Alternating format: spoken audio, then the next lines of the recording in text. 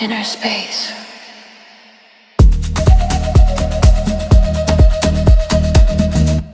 Zhyokhi. Today I want to talk about imprints, and more so about how we let go of programs that we didn't consciously choose but are still running our lives. An imprint is a memory that got stuck in the body and a conclusion that the body made about how to keep you safe moving forward. Most of the time, you cannot simply decide to let go. That expectation of yourself alone is what creates a lot of suffering. The I should have healed this by now. The I should be further in life. The self punishment, not having a direct answer. The mind trying to think itself into another scenario instead of the one that is actually present. But what if it's not about letting go, but about feeling safe without control? Because control is often the mind trying to manage something that needs to be completed by the body. The opposite of trauma is not positivity, it's the completion of cycles, of where energy was stopped from moving through the system. Most imprints aren't random, they were wired into the system during moments of high emotional intensity. And the nervous system doesn't work by logic. It's created to keep you safe from possible danger. I traced a lot of mine back, of which one the first moment that I used something to escape my body because I didn't feel safe inside of it. Now it's the opposite. Now I want to stay in my body because it feels safer than leaving it.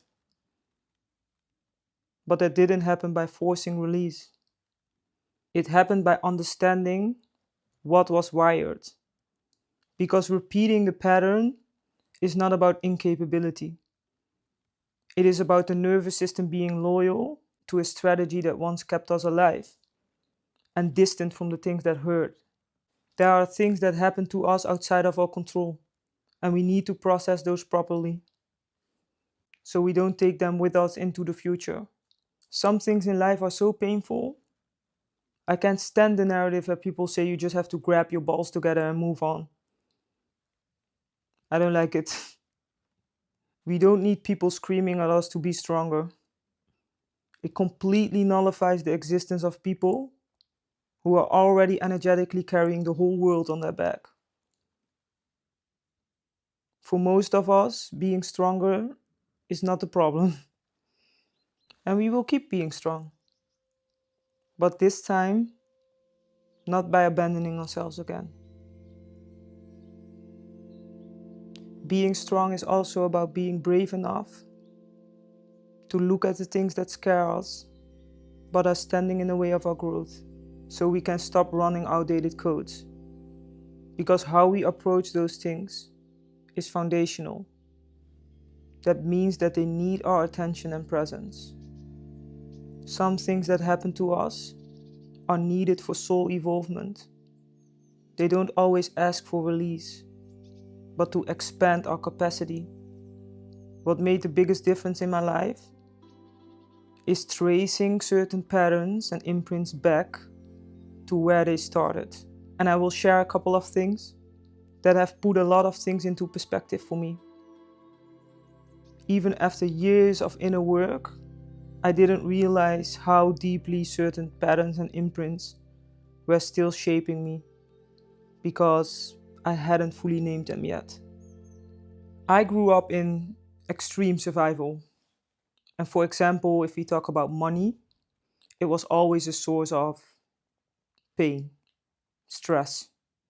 And as a result of that, my association to money, but also work, was also survival, stress, force. There's a lot more to the story, many imprints. But when it comes to survival, receiving feminine energy, I was able to trace back two clear patterns related to my parents. So my mother was a single mother of 10 children, and she always had a lot of debt. And one day, when I was around 9 years old, I remember that I was standing in the doorway of the kitchen and she was opening letters from the government. And as she opened the letters, she started crying uncontrollably. It was very loud, very intense. And then that crying changed into laughing and then back to crying again. And energetically, it felt like all hope had left her body at that moment. And at the same time, mine. And then she took something to sedate herself. And the whole kitchen was smelling like it.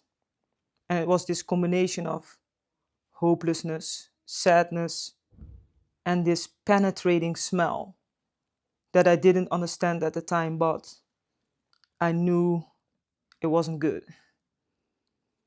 That moment wasn't the worst thing that ever happened, not even close. But the emotional intensity while experiencing and observing that is what wired something. That is how imprints are formed. Even if you think with your logical mind, that wasn't that bad. It's not about what happens alone, but about the emotional charge that your system experiences in that moment. Then my father, I didn't know him. We didn't even speak the same language. There was no connection other than the moments where my mother was forcing me to get something out of him because he didn't take any responsibility. I was always so scared to ask him something because asking him something, even as little as $1, felt like a humiliation ritual. And that's no exaggeration. It was extreme. The last time I saw him was 13 years ago, and he never looked back. I never met someone more greedy than him, and even when I gained more understanding around why he was the way he was, it didn't change anything about how it wired me as a child. It still needs to be addressed because that is how I started my life. Work and money equals pain, force, and suffering. Receiving felt dangerous. Asking or having a desire for something was connected to deep shame. From a very young age, I had 2 to 3 jobs. And I had to disconnect from my being while I was doing that because I was dying from the inside. I didn't just have a money wound, I had a wound around labor, work, value, receiving, scarcity, desiring, and self expression being directly tied to my overall feeling of safety in the world. Those became deep energetic imprints and associations that colored my whole life experience and my decision making. So, after working myself completely to the ground, I scaled my business to multiple 6 figures a month. I was on track to become a millionaire. At the end of 2024, everything collapsed. My system was still linking money to grief, survival, force, not feeling good enough to receive. It didn't feel safe. And I had built everything on top of unaddressed imprints. So, of course, subconsciously, I wanted to get rid of everything that was connected to those feelings. Consciously, I wanted it all. But subconsciously, it didn't feel safe. Apart from the fact that it was completely misaligned, which is a complete other story, I didn't have the structure to hold it, to hold the things that I was calling in. And until your body feels safety with something, it will keep resisting it. We cannot outthink energetic imprints and survival patterns. They live within other layers of the self. That is why awareness alone stops working.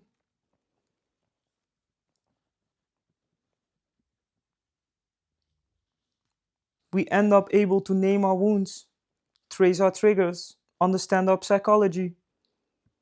And if, on top of that, we are also analytical, we will just keep running in cycles. The nervous system's only priority is safety. If a strategy once kept you safe or alive, It will simply reuse it, even if it costs you joy, intimacy, money, growth, or health. From its perspective, barely surviving is better than not surviving at all. It's blind intelligence. It wants to work for us, but if we remain unaware, it will start to work against us. So, release and changing behavior is not about forcing catharsis or about adding more pressure. It is about completion. When something was too overwhelming, too fast, too unsafe, the body prepared for action and it never got to complete the cycle. That unfinished survival energy, it doesn't disappear, it just changes form. And if there's no awareness behind it, it gets stuck somewhere, creating all sorts of problems. Self sabotage, which is actually self protection, our breathing patterns, our perception or decision making.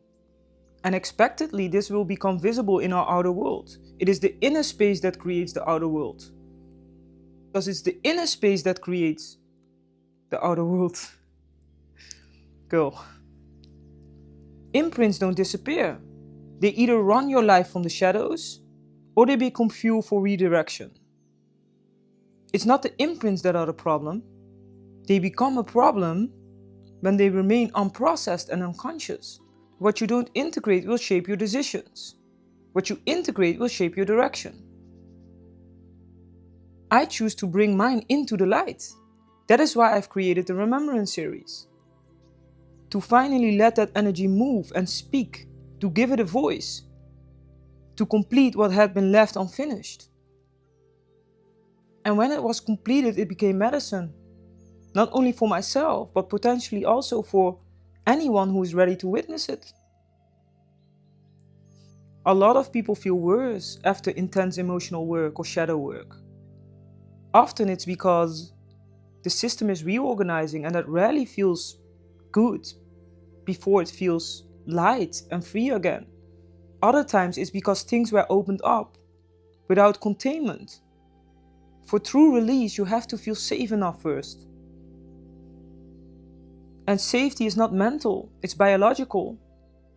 As long as the body equates uncertainty with danger, you will keep overanalyzing, trying to control aspects rather than working through them. Repatterning is not positive thinking. It's experiential safety, repeatedly experiencing the opposite of what you have been experiencing. But it's not just about experiencing the opposite state. Healing is the capacity for the opposite state to arrive, to be present without effort. It's teaching the system how to feel safe. For me, for example, it was about giving myself the permission to rest without guilt. Learning to feel and relate differently to scarcity, force, desire, feeling safety in receiving, which still can be a challenge. True healing can be measured by your system's ability to experience states of being that were previously unknown or inaccessible, and when they are embodied, they become very real. It completely changes the way you relate to your life experience. And it's not about feeling calm or on top of the world all the time. It's about experiencing more flexibility and ease instead of force. It's being able to feel intensity without losing yourself, to rest without guilt, having more capacity, to not constantly get fired up and exhausted. Management without true healing becomes control.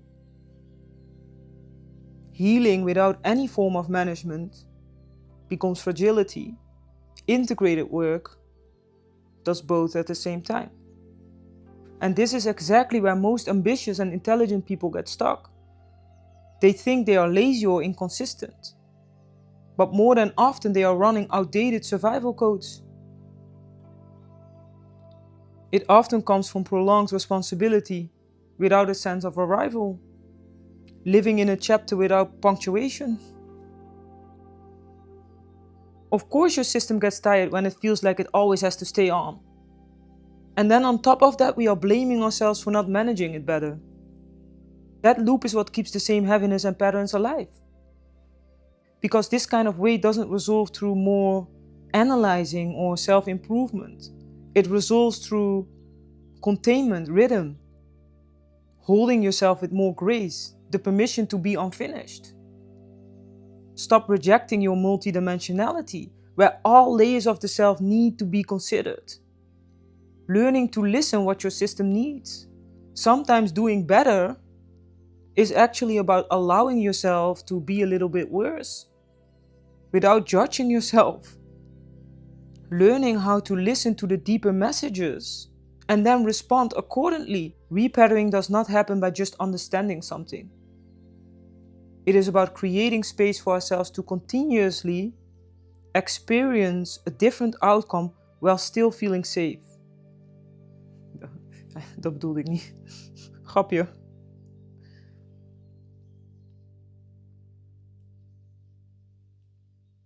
Sometimes we need to create an artificial punctuation by simply requiring nothing from the self, without self-judgment. Because your system needs completion. And even with that, some imprints never fully disappear. They just evolve. They were part of your development. The goal is not to erase the past, but to not repeat it unconsciously.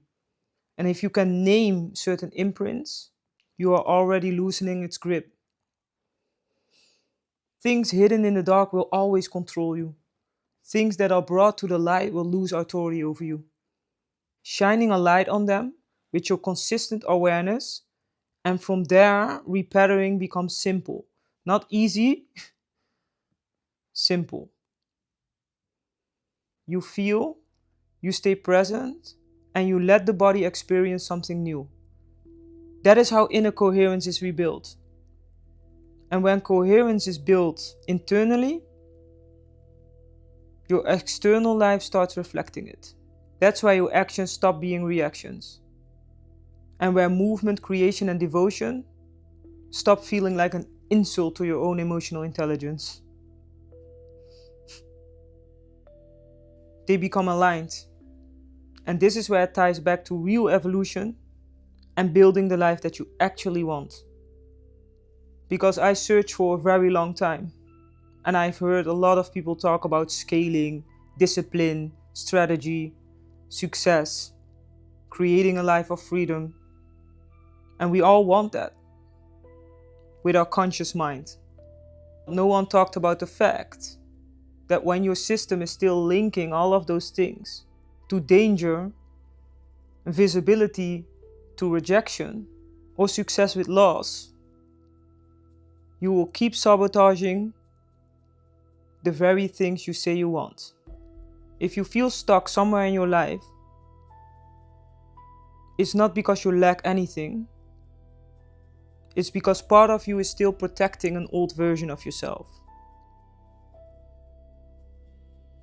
You can build your life or your business based on force. You can scale based on discipline, but it will only take you that far. If your internal architecture is wired to survival, your expansion will always come with a big price. The more I cleaned up the imprints, the less I had to fight my own ambition. The more I felt safe within myself, the more movement, creation, devotion became natural. This is not about becoming softer or passive. It's about becoming coherent. Because the outer life that you want is built by the nervous system you are living inside of. As long as you try to override your patterns, rather than revealing and understanding them, you will unconsciously limit what you allow yourself to receive. That is why inner work is inherently connected with building the life that you actually want. It is the foundation of sustainable creation. Inner coherence and soul alignment are not a luxury. I would even be bold enough to say that the dance between your internal coherence and alignment, which depends on the quality of your inner space, determines the quality of your entire existence. With that being said, honor your inner space and carry yourself with grace. See you next time.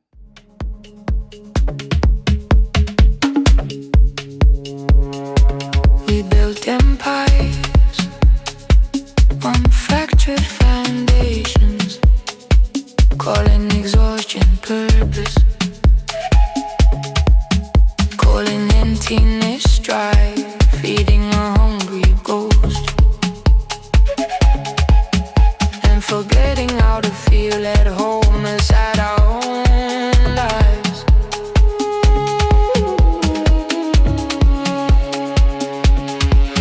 I am not here to chase a dream. I am here to become someone who can live inside it.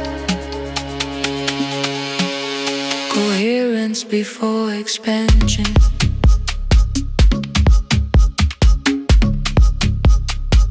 Honor your inner space.